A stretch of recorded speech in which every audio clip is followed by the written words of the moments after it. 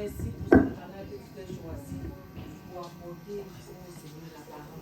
Seigneur, je prie que tu le vois, au nom de l'Esprit Saint, afin que, oh Père éternel, nous, en tant que peuple, nous trouvons nos besoins dans ce jour. Gloire te soit. Seigneur, nous prions que tu nous donnes un cœur obéissant et que nous écoutons ta parole et que tu nous mettons sur la pratique. Au nom de Jésus. Amen. Amen. Amen, amen. Comment vous allez ce matin? Vous avez fait la louange, vous avez fait l'adoration, et l'adoration était puissante. Oui, c'était puissant. Ça veut dire que l'Esprit de Dieu est présent.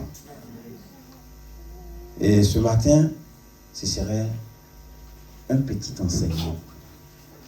Un petit enseignement. Mais ce serait pour nos brebis. Parce que dans la maison de Dieu, il y a plusieurs personnes. Il y a les responsables et il y a les brebis. Et quand nous sommes dans une entreprise, il y a les autorités de l'entreprise et il y a les employés. Et parmi ces employés et les autorités des entreprises, il y a une relation qui se fait. Amen.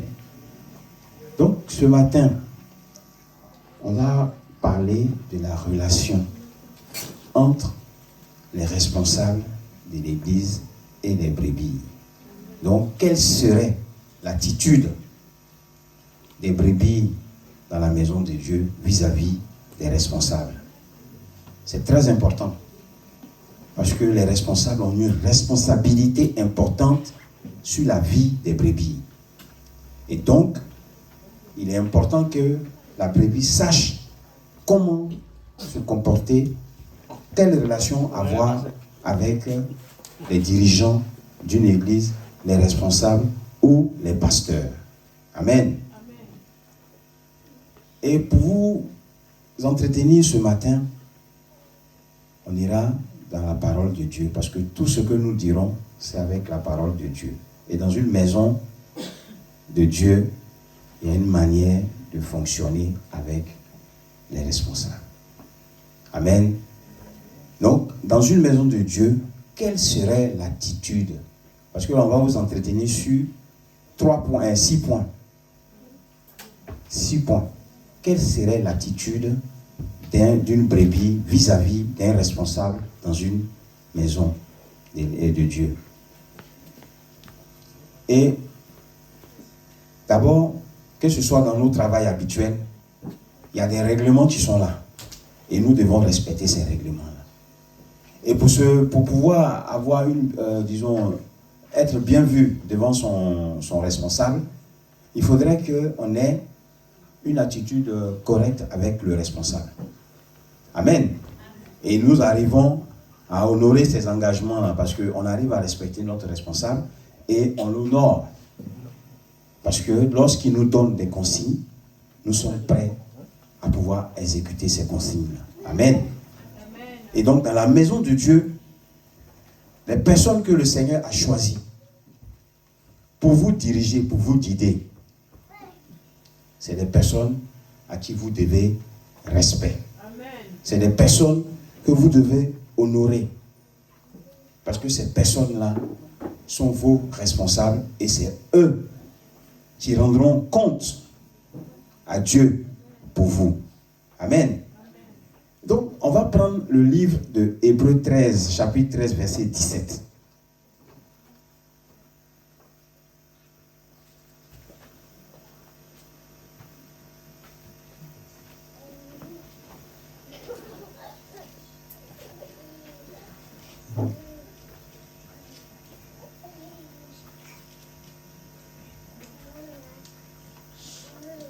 Hébreux chapitre 13, verset 17. Si quelqu'un a trouvé le passage, il peut le lire.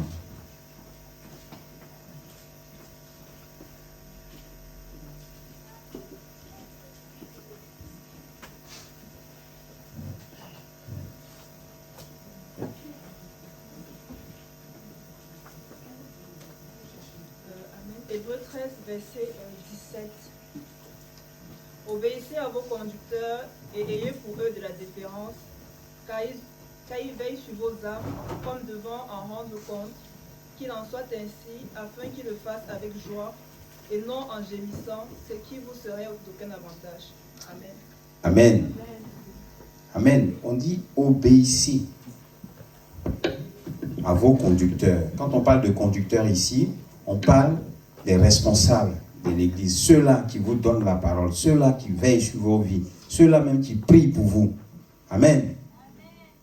Si vous n'obéissez pas à ces personnes-là, comment voudrez-vous qu'ils aient le cœur apaisé pour prier pour vous? Si vous leur manquez de respect, comment voulez-vous que ces personnes-là aient un cœur joyeux pour prier pour vous? Lorsque nous arrivons dans cette maison, nous venons pour notre salut. Et tout cela, toute cette attitude que nous devons avoir vis-à-vis des responsables de l'Église, nous devons avoir une attitude correcte. Nous devons obéir. Parce que dans la maison de Dieu, lorsque ton responsable te donne une direction, il te donne une consigne, c'est pour ton bien. Amen. C'est pour ton bien. Parce que la Bible dit ici que ça ne serait d'aucun avantage pour nous de ne pas obéir à notre responsable. Et ce matin, moi je viens vers vous parce que le Seigneur me demande de vous dire, quelle que soit la personne qui vous dirige, vous devez avoir déjà la première des choses, un respect. Vous devez l'honorer. Et cela va dépendre de votre salut. Parce que lui, les prières qu'il apporte pour vous, c'est pour que vous ayez une bénédiction. Amen. Et pour qu'il y ait cette bénédiction, il est préférable que vous ayez de la considération pour l'homme de Dieu qui vous apporte la parole. Amen. Parce qu'il n'a pas été choisi comme ça. C'est Dieu qui l'a choisi. Vous avez du respect pour Dieu que vous voulez adorer, mais vous passerez par Dieu pour lui donner ce respect-là aussi. Et on va continuer, on va prendre 1 Thessaloniciens, le chapitre 5, le verset 12 à 13.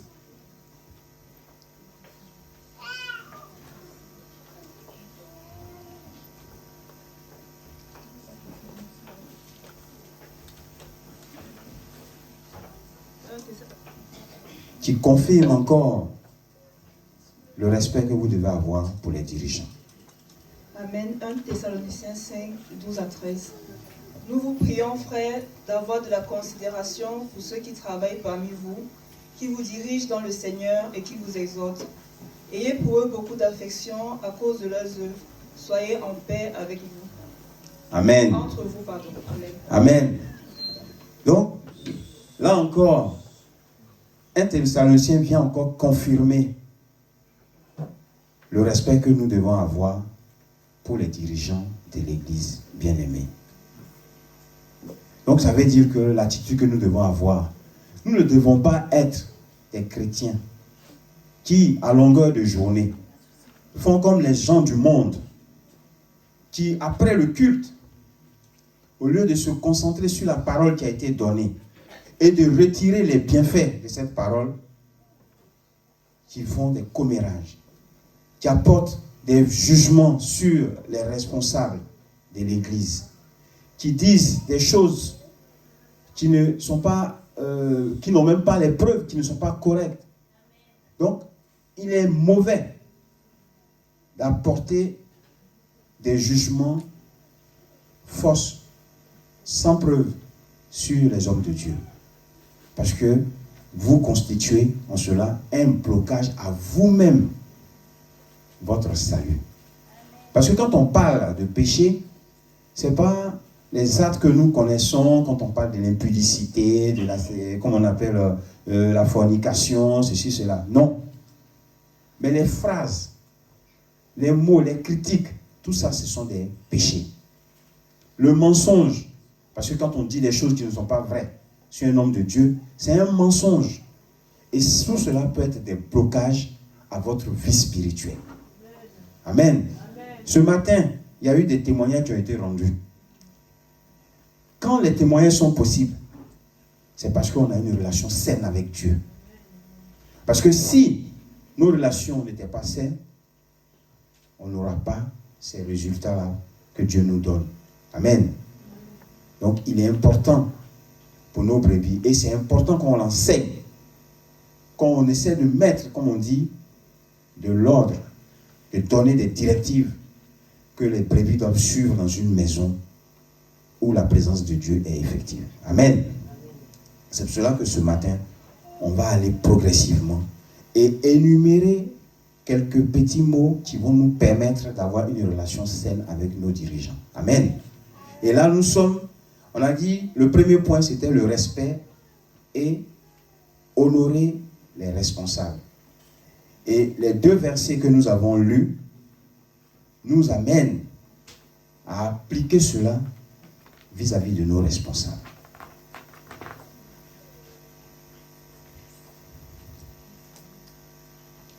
Donc, comme je disais, il est important de ne pas parler contre ces responsables-là à la légère. Nous devons les honorer. Nous devons leur donner de la considération. Amen. Et nous devons reconnaître le rôle qu'ils jouent, le rôle spirituel qu'ils jouent pour nous. Parce que c'est eux qui rendront compte à notre Père de notre attitude, de notre manière de fonctionner, de ce que nous faisons pour Dieu. C'est par eux que le Seigneur entendra ce qu'ils diront de nous. Amen. Donc nous devons être très respectueux avec ces personnes-là. Ne négligeons pas cela. Mais dans les églises, on a l'impression que le pasteur ou le dirigeant, l'ancien, est un homme banal. On ne dit pas qu'il va prendre son titre pour se glorifier, non. Mais la Bible dit de respecter et d'honorer les dirigeants. La même manière que nous faisons dans le monde païen où nous travaillons, où nous respectons nos chefs, c'est comme ça dans la maison de Dieu. Nous devons respecter nos dirigeants. Et encore, les chefs que nous respectons dans le monde des païens, c'est sur ce plan-là qu'ils ont copié. Et là-bas, on respecte plus, mais dans la maison de Dieu, on n'a pas le respect. Que chacun de nous ce matin ouvre son cœur pour qu'il inculque ce respect-là et qu'il puisse pratiquer cela dans la maison de Dieu. Et cela une affaire bénéfique pour lui-même. Amen. Et le deuxième point, il faudrait que les brebis soient coopératives dans la maison de Dieu et soumis dans le bon esprit. Quand on dit qu'il faut être coopérative et soumis dans le bon esprit, ça veut dire qu'il faudrait aider aussi. C'est-à-dire que quand le dirigeant est là et qu'il y a des choses qui doivent se faire, il ne faudrait pas que nous restions à l'écart. Parce que ce n'est pas une affaire d'une seule personne. Dans la maison de Dieu, tout le monde doit participer. Dans la maison de Dieu, chacun a quelque chose à faire. Ce n'est pas l'affaire du pasteur Gao. Ce n'est pas l'affaire du pasteur Rodrigue, ni du pasteur Jean, ni du dirigeant Kaké. C'est l'affaire de tout le monde. Mais que ça se fasse dans la hiérarchie, c'est-à-dire dans le respect et la soumission. Se soumettre à un homme de Dieu ne veut pas dire qu'on est son esclave. Parce qu'il faut se soumettre avec discernement. Amen. Mais il faut rester dans la parole et dans le respect. Amen. Donc, là, on va prendre 1 Pierre, le chapitre 5, au verset 6. Et chapitre 5, verset 6, oui.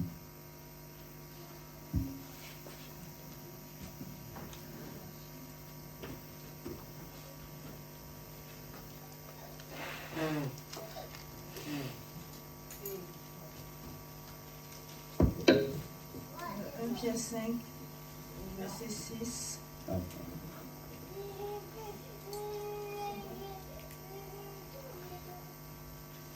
Vas-y. Humiliez-vous donc sous la puissante main de Dieu, afin qu'il vous élève au temps convenable. Et déchargez-vous sur lui de tous vos soucis, car lui-même prend soin de vous. Amen. Excuse-moi, c'est le chapitre 1, s'il te plaît. Le chapitre 5, tu commences par le chapitre 1. Voici les exhortations que l'adresse des anciens qui sont parmi vous, moi ancien comme... Verset 1. Voici les exhortations que j'adresse aux anciens qui sont parmi vous, moi ancien comme eux, témoins des souffrances de Christ et participants de la gloire qui doit être manifestée. Amen.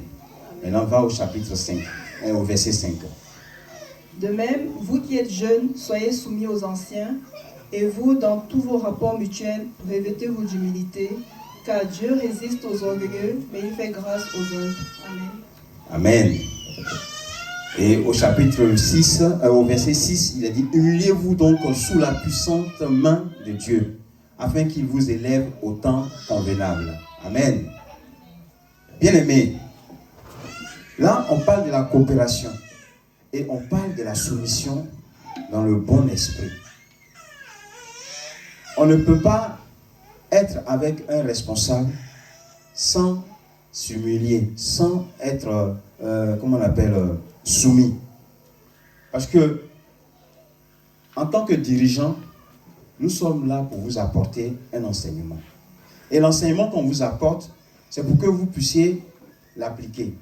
Si vous ne vous soumettez pas déjà à ce qu'on va vous dire, si vous ne vous soumettez pas au Seigneur, parce que ce n'est pas à nous que vous vous soumettez, c'est d'abord Dieu. Et tout ce que nous vous disons, c'est par rapport à la parole de Dieu que nous vous apportons une information. Donc, la soumission va vous permettre de prendre les choses en bien et de les appliquer avec un cœur joyeux. Mais si déjà vous venez avec un cœur de la rébellion, rien ne pourra vous être inculqué. Amen. Or, quand on arrive dans la maison de Dieu, il faudrait que nous nous laissons façonner par Dieu. Que nous nous laissons façonner par Dieu. Que nous ouvrons notre cœur. Parce que devant, le Seigneur dira qu'on fasse les choses avec discernement.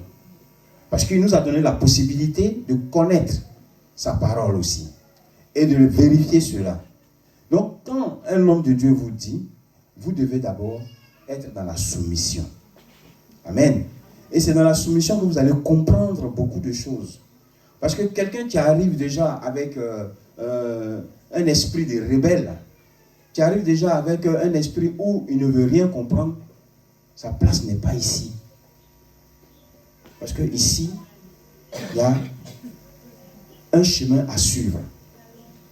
Et Dieu, qui est notre Créateur, nous a donné la démarche à suivre pour que nous rentrions dans sa félicité.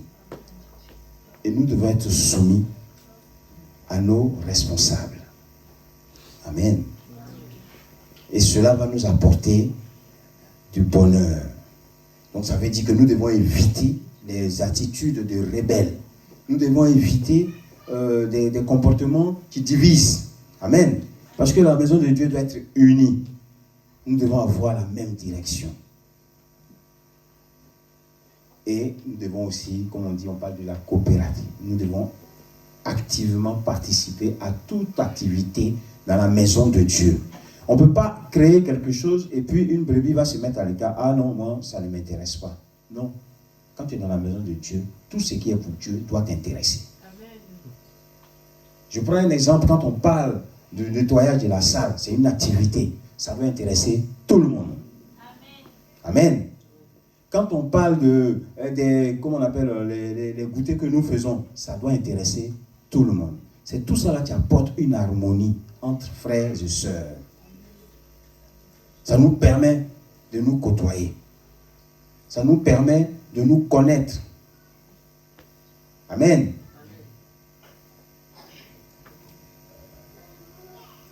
Donc, et ça devait être des choses, nous devons avoir aussi une attitude d'encouragement, plutôt que de critiquer. Ça là, c'est le péché même qui demeure dans les églises. Critiquer. Est-ce que ça sert de critiquer? Parce que c'est des occasions que vous donnez au diable, de pouvoir ralentir votre bénédiction à vous-même, déjà. Parce que la personne que vous critiquez, elle est bénie. Vous la critiquez, peut-être qu'il y a des actions qui ne sont pas bonnes. Il est préférable, selon la parole de Dieu, d'approcher la personne et de parler avec la personne. Et de prier même. Si vous ne pouvez pas parler à la personne, vous soumettez le sujet à la personne et vous priez pour la personne. Que de critiquer. Et si je le dis ce matin, ce n'est pas pour dire que vous avez une attitude qui n'est pas bonne. Non. C'est tout juste pour vous faire comprendre que il y a des attitudes que nous ne devons pas avoir. Et ces attitudes que nous ne devons pas avoir, nous devons les bannir de notre vie. Et nous allons appliquer ce que Dieu veut que nous fassions. Et comme il a dit ici, on les encourage. Il faut les encourager. Il faut prier pour eux. Que de critiquer ce qu'ils font. Donc, c'est de les soumettre à la prière. Et les responsables qui sont là, pendant qu'eux ils prient pour vous, ils ont besoin aussi des personnes pour prier pour eux. Ils ont besoin. Et quand en continuant, on verra, c'est-à-dire que le troisième point, on dit prier pour eux. Prier pour les responsables bien-aimés. Parce que, en tant que responsable, nous avons besoin de soutien. Le soutien spirituel doit être constant pour les responsables. Et cela, c'est les brebis qui doivent le faire pour les responsables d'une église. Amen. Amen. Amen. Et pour cela, on va prendre 1 Timothée, le chapitre 2 et le verset 1 à 2.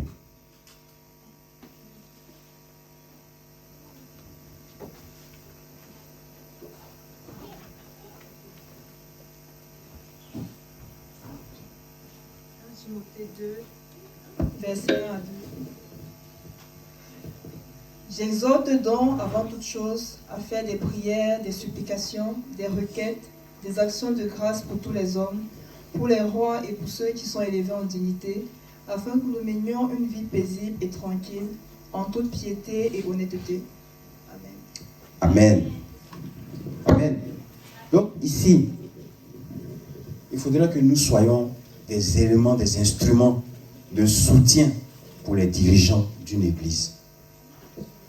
Lorsqu'une église monte en puissance, c'est parce que derrière cette église aussi, on a des personnes qui soutiennent les responsables. Parce que c'est votre prière ou vos prières qui feront que nous, les responsables, on est aussi dans l'assurance. Dieu nous protège. Parce que si nos brebis qui devaient prier pour nous ne prient pas, et qu'ils sont là, ils nous critiquent, ils ne font rien pour que nous puissions évoluer, où nous allons aller? Où nous allons aller? C'est comme la vieille dame qui était dans un coin de l'église qui priait pour le pasteur. Et ça portait ses fruits. Donc, c'est pareil. L'exemple que le Seigneur nous donne à tous, c'est des choses vécues. Mais c'est des choses qui ne sont pas bannies. Ça doit continuer. Amen. Donc, bien-aimés, vous devez prier pour vos pasteurs. Vous devez prier pour vos responsables de l'église. Tous les responsables, vous devez les mettre en prière. Pour qu'ils aient aussi la paix. Parce qu'eux aussi, c'est des humains. Ils ont aussi des difficultés comme vous. Ils ont aussi des faiblesses comme vous. Et c'est vous qui devez combler cela. Pendant eux, ils prient pour vous là. Vous aussi, vous devez aussi prier pour eux. Amen. Amen. Donc, on va continuer parce que là, on va lire. Parce que quand on parle de la parole de Dieu, c'est pas dans le vent. Parce que c'est écrit. Donc, on va prendre Éphésiens 6, chapitre 6, le verset 18 à 19.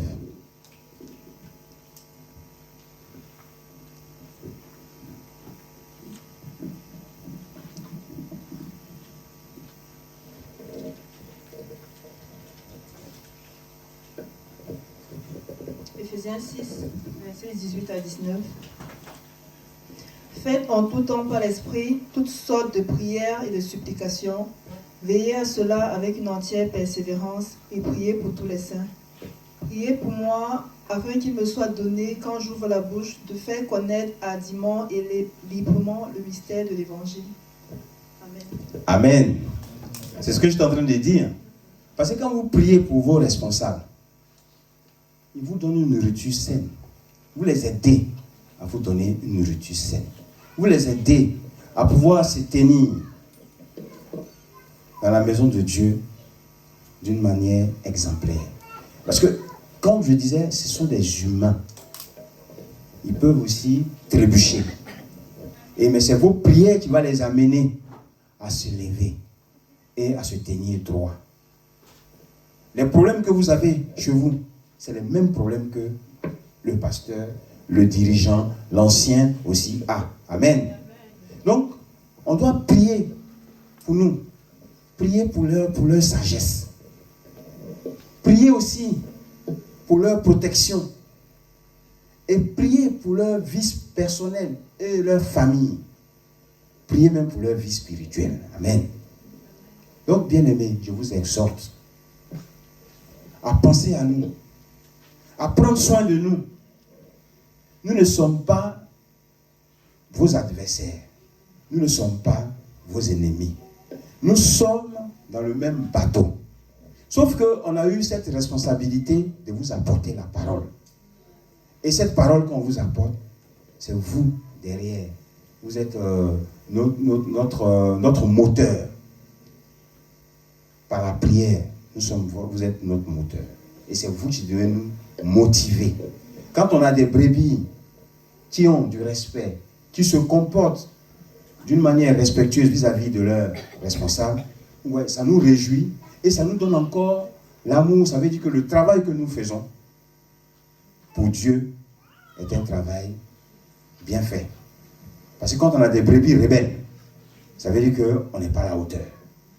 Donc, priez pour nous, pour que nous puissions être à la hauteur. Amen. Parce que nous sommes des humains. On a des faiblesses. Et nous voulons parfaire certaines choses dans la maison de Dieu. Et pour parfaire ces choses-là, c'est avec vous. C'est vos prières qui vont nous amener là, bien-aimés. Et je vous demande de le faire avec un cœur joyeux. Et vous allez voir qu'on va prospérer. On aura la joie. Et on sera, je ne sais pas comment le dire, vous allez voir que la maison même ne va plus vous intéresser. Vous allez pouvoir venir, vous allez demander à ce qu'on puisse passer du temps dans la maison de Dieu tous les jours. C'est parce qu'il y a toujours des petites querelles qu'on dit, oh non, moi je ne vais pas. Non. Nous, on a choisi un camp, bien-aimé. On a décidé de marcher avec Dieu. Et marcher avec Dieu, on ne doit pas avoir un pied dedans et l'autre pied dehors. On doit être à plein dedans. Et il faut qu'on comprenne ça. Et quand on est à plein dedans, vous voyez que tout est agréable. Et cela va nous permettre même d'être agréable aussi aux yeux de Dieu. Donc, on va avancer. Le 4e point. On dit qu'il faut garder du discernement. Le respect de Dieu et des responsables ne doit pas se faire d'une manière aveugle. Et la Bible même nous encourage à vérifier. Moi, je suis en train de vous parler ce matin. Ce que je vous dis, la Bible dit, vous devez vérifier ce que je vous dis. C'est pour cela que quand je prends un verset, et par la grâce de Dieu, chacun à sa Bible, il lit. Pour ne pas que moi je raconte des choses qui ne sont pas vraies. Au moins vous savez que ce n'est pas moi qui ai dit, c'est la parole de Dieu qui le dit. Et quand on dit on doit se soumettre, on ne dit pas que venez à nous, soumettez-vous à nous, et tout ce qu'on dira, même si c'est mauvais et que ce n'est pas bon, acceptez. Non, ce n'est pas ça. C'est pour cela que le Seigneur demande à ce que vous vérifiez cela. Et on va aller en acte, dans le livre des Actes, chapitre 17, le verset 11.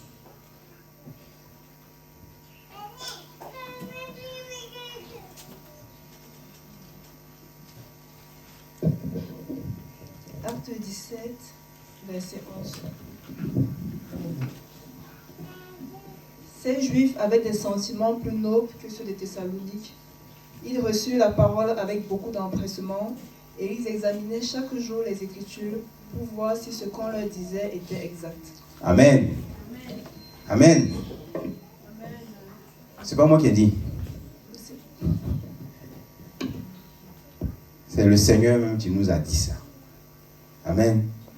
Donc, bien-aimés, la Bible que vous avez là, c'est pour que vous puissiez vérifier.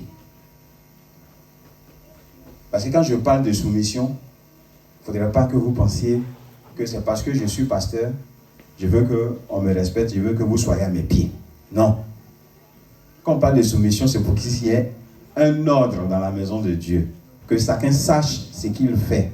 Mais le Seigneur a dit, ne suivez pas ces dirigeants-là d'une manière aveugle. Il faut vérifier si ce que je dis est réellement exact. Amen. Et tous, on l'avait entendu. On a vu qu'il nous a demandé d'aller vérifier cela. C'est-à-dire qu'on prend les enseignements, Mais quand on rentre chez nous, là, on prend notre Bible et on repasse ce qui a été donné comme enseignement pour voir si ce que le pasteur nous a dit est vrai. Et en cela même, vous-même, ça vous fortifie et ça accroît encore votre connaissance. Amen. On va prendre 1 Jean, le chapitre 4 et le verset 1.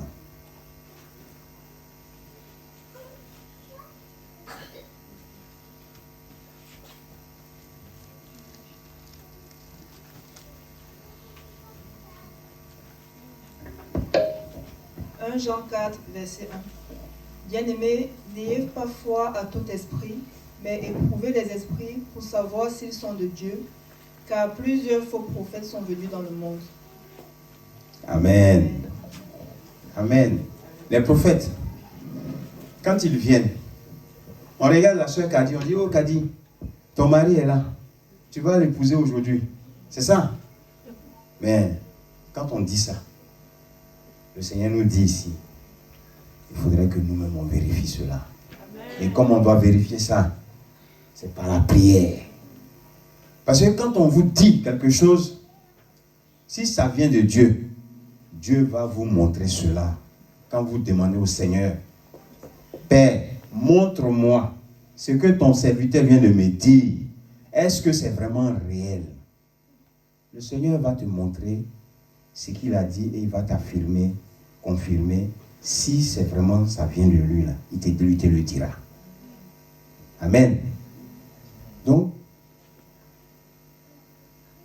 ce que nous devons faire, bien-aimés, lorsque nous recevons des enseignements, il faut comparer les enseignements que nous recevons avec la Bible.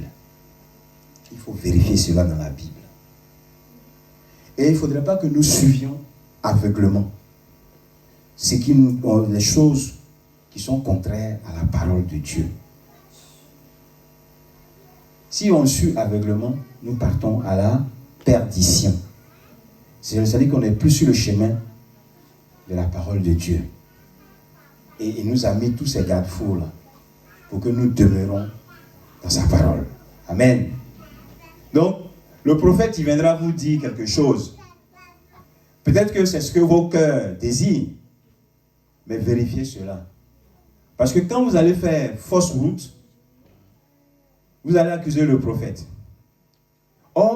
Dieu vous a donné la possibilité vous-même de vérifier cela. Si vous ne le faites pas, c'est de votre faute à vous-même. Parce que le Seigneur vous a donné l'ordre de vérifier. Vous n'avez pas respecté. Amen. On va continuer. Nous ne sommes pas parfaits, comme je disais, nous sommes des humains. On peut commettre des erreurs. Ça ne vous empêche pas de venir vers nous pour nous parler. Mais le Seigneur veut que ça se fasse toujours dans le respect, avec sagesse. Amen. Avec sagesse. Donc, si un responsable se trompe, on peut le rappeler ce responsable-là à l'ordre. Mais ça doit être fait dans le respect. Selon la parole de Dieu. Amen. Et c'est pour cela qu'on va prendre Matthieu, chapitre 18, le verset 15.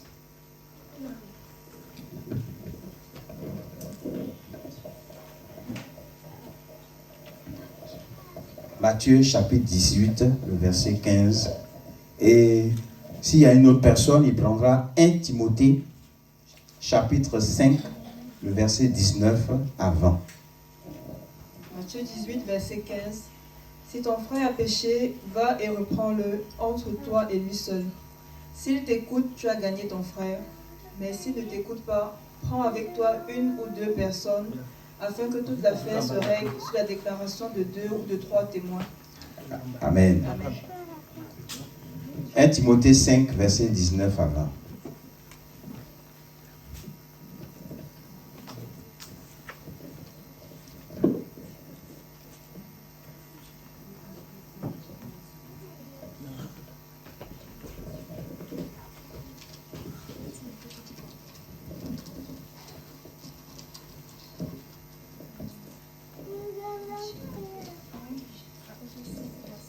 Verset 19 à 20.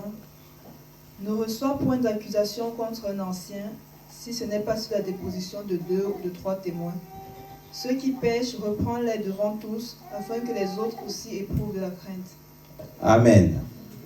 Vous voyez, Dieu, il nous donne les moyens pour ne pas que nous amenons nos frères dans la frustration.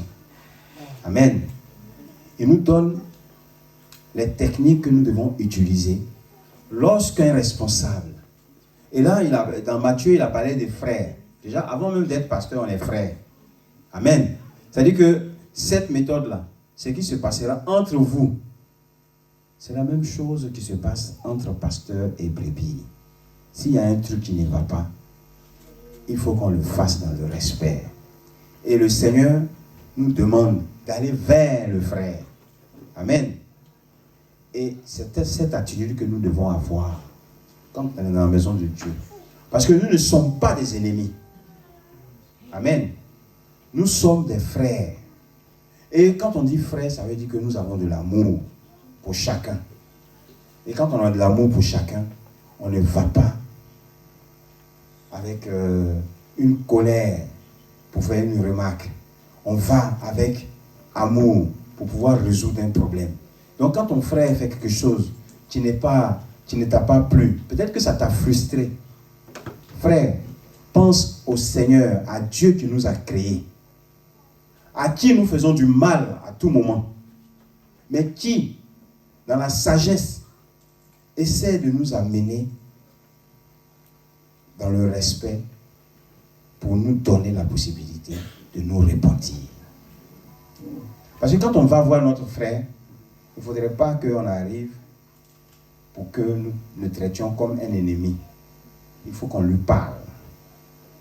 Frère, tu m'as fait ça.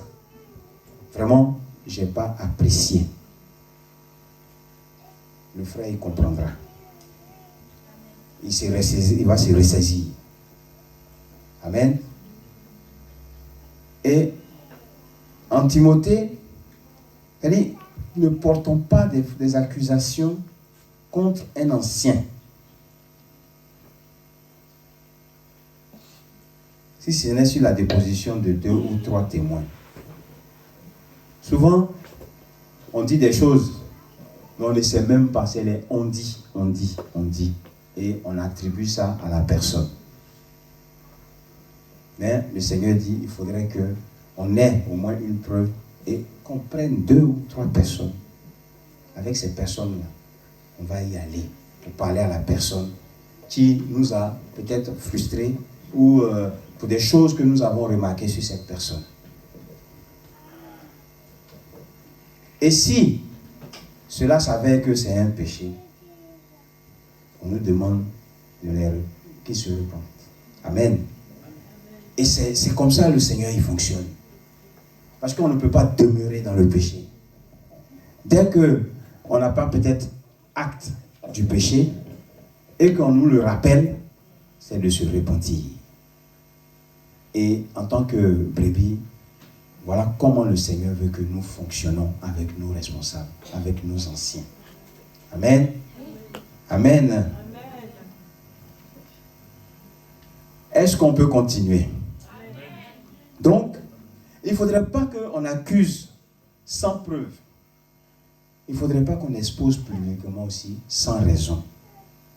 Il faut agir avec justice et humilité. Amen. Amen. Parce que quand on accuse sans preuve, c'est que nous-mêmes on tombe dans le péché. Et quand on expose aussi, ça peut donner des frustrations. Et comme nous sommes des humains, on peut avoir des comportements désagréables vis-à-vis de nos frères. Donc le Seigneur nous donne tous ces moyens-là pour que nous puissions amener le frère ou la sœur à la raison spirituelle. Amen. Donc il faut agir avec justice et humilité. Et on va arriver au dernier point. Ça, c'est la qualité même de Dieu. Il faudrait que nous montrions de l'amour et du soutien. Parce qu'aujourd'hui, là, Dieu, c'est de l'amour qui nous porte. Et c'est du soutien. Au vu des témoignages, il nous a soutenus. Tous ceux qui sont là, c'est parce que quand on dit Dieu a fait ça, c'est qu'il te soutient. Amen. Et s'il te soutient, c'est parce qu'il a de l'amour pour toi. Et c'est cet amour-là que nous devons aussi calquer sur notre vie de tous les jours. Et comme aujourd'hui, c'est par rapport aux brebis que je donne le conseil, la prochaine fois, si Dieu me permet, ce sera l'attitude des pasteurs, des dirigeants vis-à-vis des brebis. Parce que quand Dieu il fait quelque chose, il ne le fait pas à sens unique. Il veut mettre tout le monde dans une situation agréable.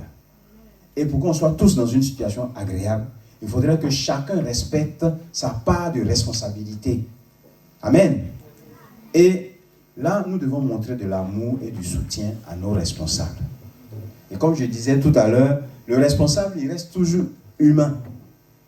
Sauf qu'il a une mission que le Seigneur lui a donnée, c'est ce qui lui donne ce rôle de responsable, ce rôle de pasteur. Parce que lui aussi, il a ses faiblesses.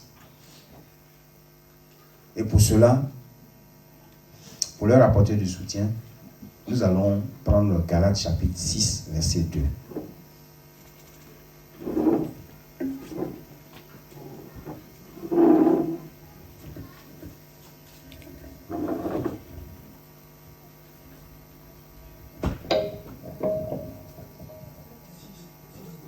Galates 6, verset 2. Portez les fardeaux les uns des autres et vous accomplirez ainsi la loi de Christ. Amen. Amen. Amen. Donc, Galates nous demande de porter les fardeaux des uns des autres. Et on accomplira ainsi la loi de Christ. Les responsables qui sont là, nous devons comprendre, savoir ce qu'ils endurent. Parce que quand on les voit physiquement, mais est-ce que nous savons quels sont leurs problèmes réels? C'est pour cela qu'on demande de les porter, de porter leur fardeau. On ne vous demande pas de connaître leur fardeau, mais on demande de porter leur fardeau. C'est-à-dire quand on prie, quand vous priez pour votre responsable, Vous savez que votre responsable, il a son travail. Vous savez que votre responsable, il vient vous donner la parole. Vous savez que votre responsable a une vie de famille. Vous savez que votre responsable, les problèmes financiers que vous avez, il en a aussi. Tout ça, ce sont des fardeaux. Et ces fardeaux-là, vous devez les porter. Et quand le Seigneur demande de porter les fardeaux, il ne vous demande pas de venir prendre ça en charge. Il vous demande de porter tout cela dans la prière. Et c'est la prière qui va apporter une solution ou un bienfait à votre dirigeant ou à votre pasteur ou au responsable de l'église. Donc le travail n'est pas unique au pasteur.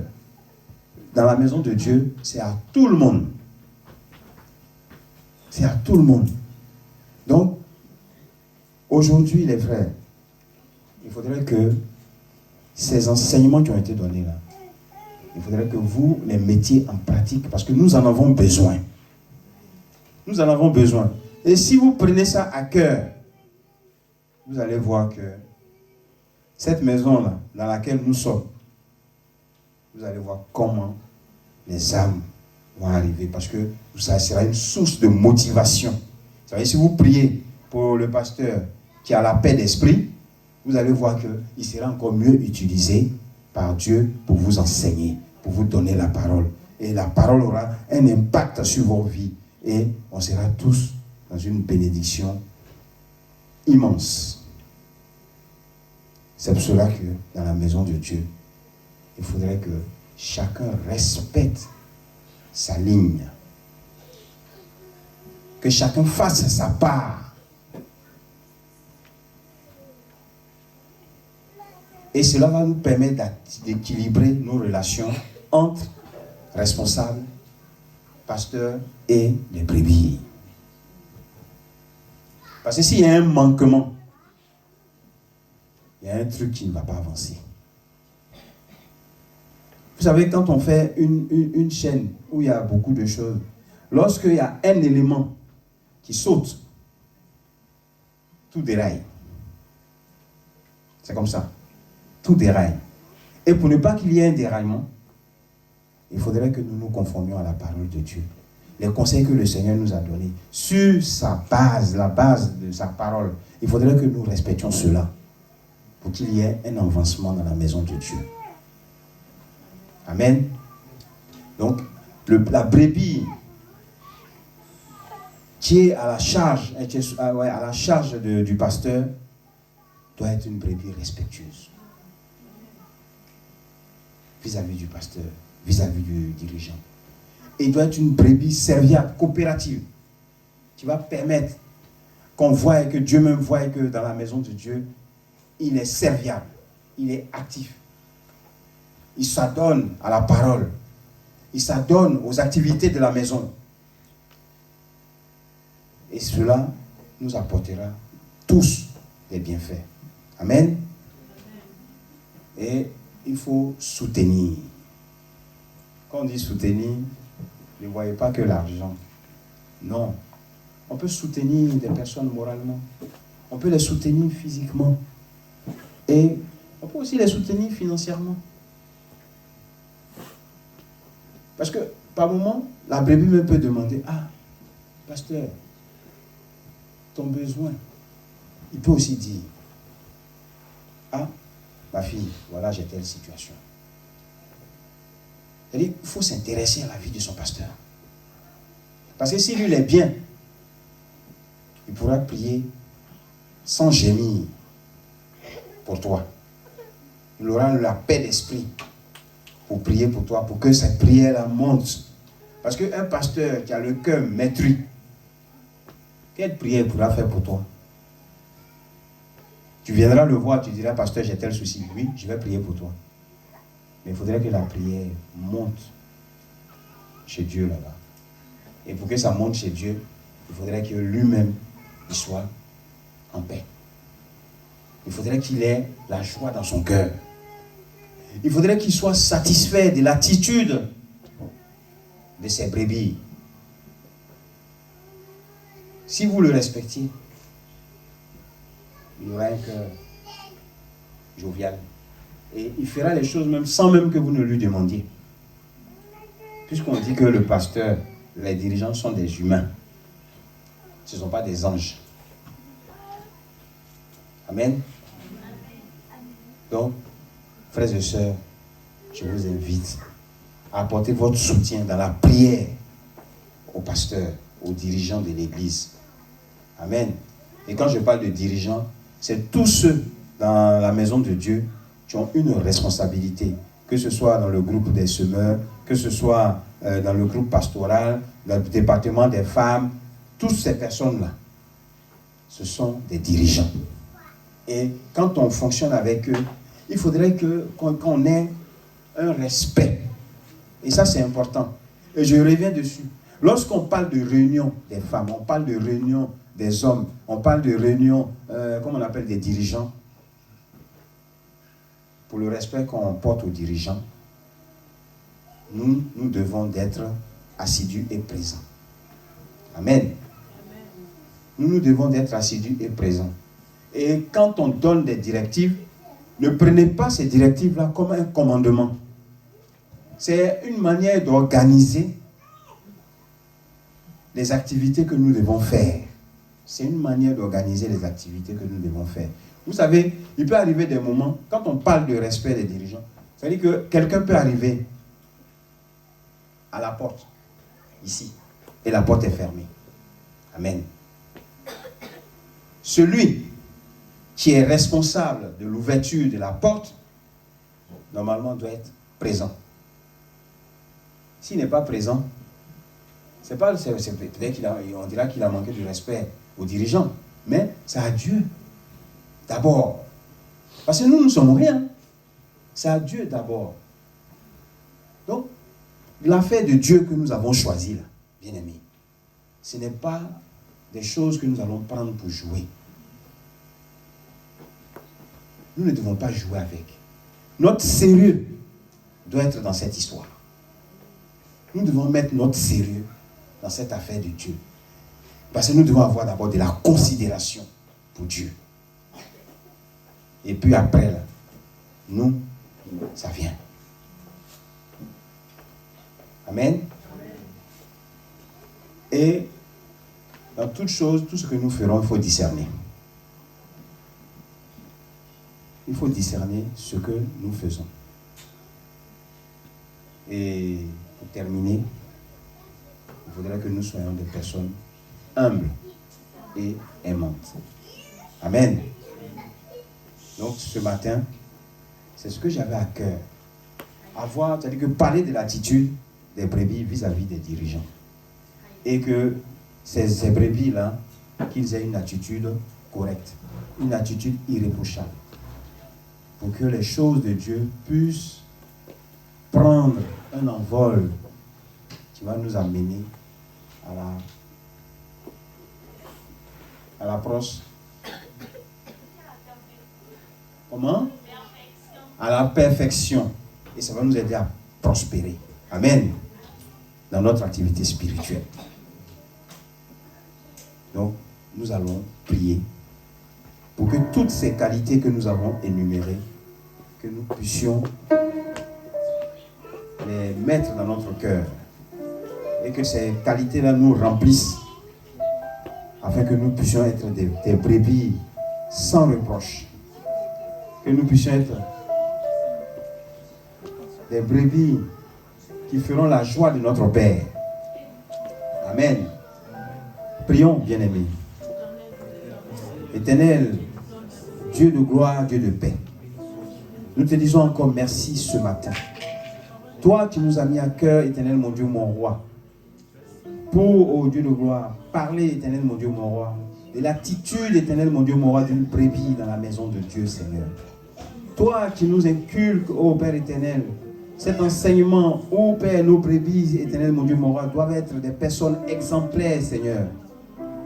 Tu nous as amenés, ô Dieu de gloire, à parler de ces critères, éternel mon Dieu, mon roi, où nous devons, ô Dieu de gloire, en tant que brebis, respecter et honorer les responsables. Éternel Dieu, nous prions que cela se fasse dans la vie de chaque brebis, Seigneur.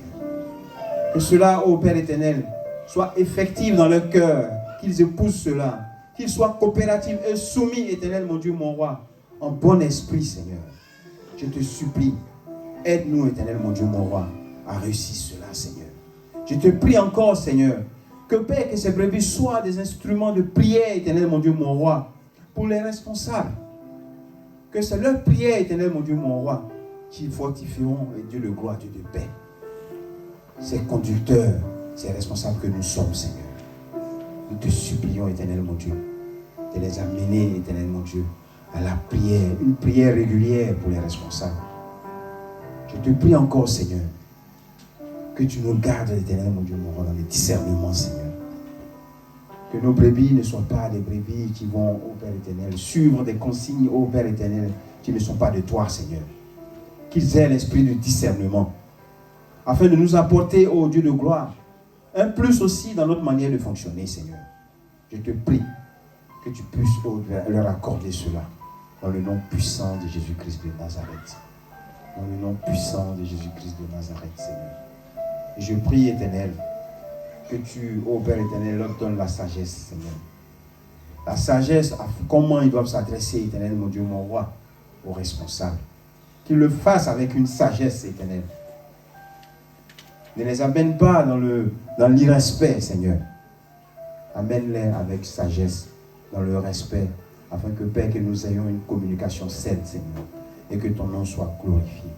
Montre-leur, éternel, mon Dieu, mon roi, que ces brebis nous montrent de l'amour, Seigneur, et qu'ils nous montrent du soutien, afin que, Père, que nos cœurs soient apaisés, Seigneur.